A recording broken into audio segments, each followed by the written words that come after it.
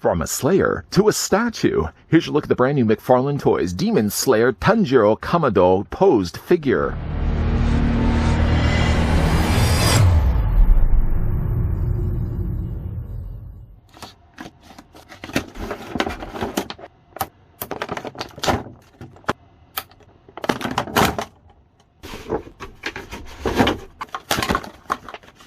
A kind-hearted boy who loves his family, Tanjiro joins the Demon Slayer court in order to turn his sister Nezuko, who has become a demon, back into human, as well as avenge the death of his family by hunting down the demon who killed them.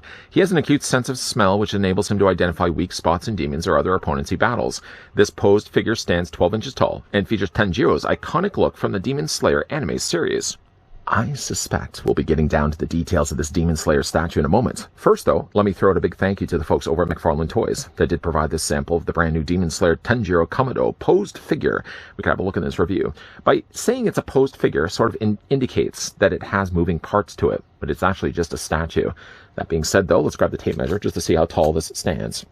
And taking right to the very top of the head, the statue of Tanjiro stands about 9.5 inches in height, or the statue is going to be about 23 centimeters tall. Seeing as we have looked at a couple of McFarlane statues lately here on this channel, it makes things then easier to compare it with another one. We're not going to so subtly slide over Tanjiro. We're going to bring in the earlier looked at Superman. Can't imagine that you will be displaying these together on a shelf unless you're just looking to display all McFarlane statues together. Then I guess that would be the only time that these two would make sense together. But I did also want to bring them in, not really more so for the scaling of these two, because they're completely different proportioned figures, but more for the fact that they are using a very similar post system that attaches both the characters. Both the characters are also levitating, and they're also using the same sized and same type of display stand. Although with Superman, he had the DC logo printed in black. In the case of Tanjiro here, he's printed with the Demon Slayer logo in white, which we'll look at more in a moment. I did also want to look at bringing in, of course, the figure of Tanjiro. We just recently had a look at it here also on this channel. And again, if you are one that likes the Demon Slayer figures, lots of good stuff coming to us from the folks over at McFarlane Toys. Not only the figures, the posable figures that we've just recently had a look at, but now we are getting also a posed figure. Again, not so much a figure as it is more a statue. Breaking down the three statues' parts as they would appear as you're, of course, removing them from the tray. You get yourself, of course, the display stand mentioned already is the same one that we did get from Superman before. What, though, is done differently is the fact that he took the time to print Demon Slayer down below here. Just further from that, there's a very large hole that then will take the accompanying post, and the post then just slides into it. It slides well enough in there that it's going to stay decently in place. Although, again, having it so far back like this, I don't understand why they wouldn't have not had it a little bit more closer center to the display stand. Especially when it comes to Tanjiro, because I feel like the figure already is in a very heavy plastic figure. And the way you attach it, if you look to the back of his robe here, he has a little hole, and you may think for a second it's a little harder to access this. You have to kind of take a few little passes here to eventually get it. And when you are putting it in, obviously you're not going to be putting in straightforward like this. You more have to want to put it in on an angle. When you slide it in, it stays well enough to the back of Tanjiro's back.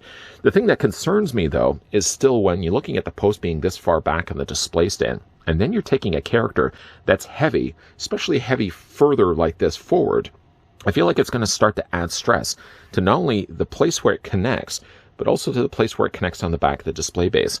I don't know if you can actually see this, but even just by me holding this up like this, you can kind of see again how this guy really wants to lean forward. And there's a lot of, again, plastic that they utilize for Tanjiro's body. I do wonder if maybe down the road, this could start to buckle or break the plastic. I hope that's not going to be the case. I feel if anything, although it's going to be a little bit more sightly of a hole, I think what they almost should have done is, instead of actually attaching it to the back here, I think they should have distributed the weight just a little bit better. And again, apologies for where I'm going to be putting it. I feel like they probably should have put it right here to center some of the weight. So instead of Tanjiro being front heavy, because of course you're plugging it from the back, if they put it right here, at least it would sort of balance the weight on either side of the figure. One correction I certainly also wanted to make as well. I said that this was a staction statue, and it's not really the case either. There is technically posability, only in the sense that you can rotate Tanjiro's head. That's the only thing you can rotate for the statue. Everything else, though, when it comes to the statue, is already kind of permanently posed, so there's no way to really do anything with it, which is fine because it's a good-looking pose for the character. He does have in his hand the Nichiren sword. The sword itself almost looks like you would be able to remove it, as maybe what they did do was mold the plastic of the sword first and then slide it into the grip of Tanjiro's hands. It's bladed here in black, kind of more of a dark gunmetal gray. The hilt is nicely done, molded in a black plastic, and there's a little bit of silver added to the end of the hilt. And again, he holds it really well. I specifically like the way they've posed this particular character. Head sculpt, one thing it does deliver that the smaller, more posable figure of Tanjiro didn't quite deliver was a really good expression on his head sculpt. Just to reach off, I should have really actually kept this guy still available. Bringing back in the figure of Tanjiro, while it was a great looking figure of the character, I feel like one thing that the statue does a lot better is delivering a more expressioned face. You can see that he does still have the scarring on the top of his forehead left behind when he tried to cover over, I think, his brother when a kettle of hot scalding water was spilt. Left behind a little scar on the top of his head. Not so little, but you can see it's colored the same way as what it would have been with a smaller scale figure. I mean, really everything from the smaller scale is replicated here in a larger scale format when it comes to the statue. But I think it delivers a lot nicer of an expression. And it certainly is the thing I really wanted the smaller figure to be. It delivers a lot nicer, I feel, when it comes to the statue. The colors are really good on this also as well. The blue, the brown that he has on the top of his head isn't even so much brown. It's sort of got a crimson color added to it as well. It's not quite the same coloring that they did for the scarring on the top of his forehead. So there's a little bit of separation here. I think, in fact, the way they've scarred the front of his face looks a little bit closer. I mean, if you look at the two, I feel like the hair on the statue, maybe it's just my eyes playing tricks on me, looks a little bit more of a reddish color than what we got with the original figure. Like with the original figure as well, it's got his little earrings there. In this case, the earrings are sticking outwards, sort of expressing the idea that there's a lot of energy behind this particular pose. He's literally leaping in the air, swinging down his Nichiren sword. And I think a lot of the statue evokes that quite well. I like the way as also that the back of the jacket is frilled up like this. So there's a good gush of wind that's blown behind him as, again, he's leaping through the air. Again, there is some head articulation, but that's basically the only thing that's in this statue. All the rest of it is just action and pre-posed. The checkerboard effect is nicely, again, painted on the back. I don't see any real problems of paint, especially down below here. This would be the one area that you would imagine as fabric sort of start to wrinkle and crinkle and bunch on itself, that this would be a place where could be messy opportunities made for the checkerboard, and it's not the case at all. It's all really well painted here.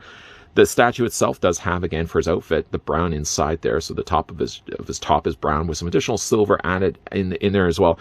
And again, I would imagine that they probably would have taken the time to, I don't know if they would have molded these in different parts. So like the arms would have been separate pieces, because I would imagine it would be quite hard to get in there and paint these without the arms being in the way. So they probably would have molded the torso, painted the torso, and then they probably would have added the arms. You can kind of see that there's a seam line right here.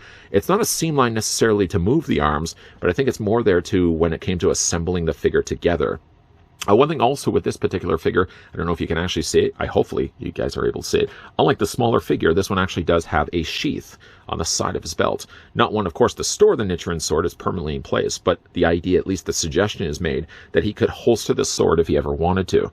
Yeah, again, overall, it's a really, really neat looking statue. My only real concern, again, boils down to the fact that when posting this onto the back and sliding in this metal post, while the metal post I feel securely holds the statue in place, seeing it certainly from the side, and even just to move it around, maybe you can kind of see what I'm talking about right here.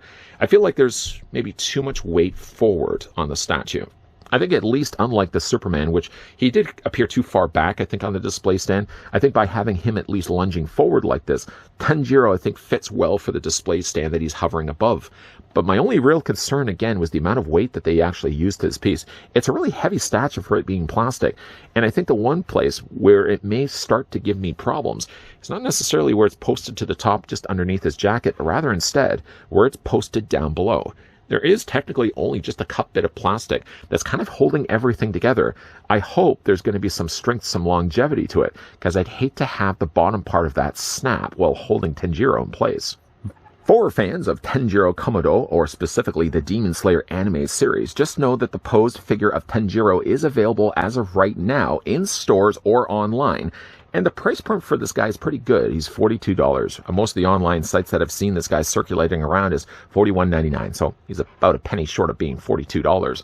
For that, I think you're getting a decent looking statue. One that I think gives us a better looking statue face than what maybe we had gotten before with the Tanjiro figure. Well, I like the look of that figure, and I spoke very highly of the figure in that review. The one thing I did mention in that review is I did wish that the figure came with a more exaggerated expression, invoking some energy. That's one thing that this statue delivers that and in folds. There's lots of stuff going on here with this figure, not only in the expression in his face, but the way he's leaping in the air with his Nichiren sword in hand. This one delivers exactly the thing that I wanted the smaller scale to be, just in a larger scale format. Obviously, to keep continuing to beat a dead horse here, the one problem I only have with the statue is not the delivery of the sculpt nor the delivery of the paint. It's the way that he's attached to the back of the display stand. That metal post works fine, I think, to plug into the back of the figure's body. But my only concern, again, is that even if you look at it here in final looks as it spins around, does it not look as if the statue's leaning forward? And I imagine the longer you have it like this, the more you're adding stress to that little cup of plastic that's holding the metal post in place. I feel, again, while it might be a little bit more an unsightly look, I would have rather moved the post, I think, further to the middle of him, kind of in between his legs, to distribute the weight a little bit better. Because as of right now, all of the weight is forward on the statue, and everything that's holding the statue in place is only by the cup of plastic, the little socket of plastic that's holding the metal post. Either way, though, what do you guys think of Tanjiro Kamado, the posed figure? Decent enough. And again, being that he's called a figure, he does technically have some head articulation. I don't know what you would consider to be a figure, but in the sense that if you wanted something to move on him, at least his head sculpt moves. So at least there's that. Big thank you once again to the folks over at McFarlane Toys that did provide this sample of the brand new Demon Slayer Tanjiro Kamado posed figure that we could have a look at in this review. Is this something you could see yourselves picking up? Let me know down below in the comments section what you guys think of the statue. Also as well, if you guys enjoyed this video, want to hit it with a like. If you guys are loving the content you guys are seeing and certainly on board to see more, make sure you hit the subscribe button down below. That is to say, if you haven't already done so. And here we go, talking about the bell notification. Turn on the bell so you're going to get notified every single time a new McFarlane toy or any other review pops up here onto this channel. And if you have a little bit of time on your hands and you're not slaying demons in the process, make sure you also check out the playlist from McFarlane Toys that will be popping up at the very end of this video. And as always, guys, thanks for watching. See you guys next time.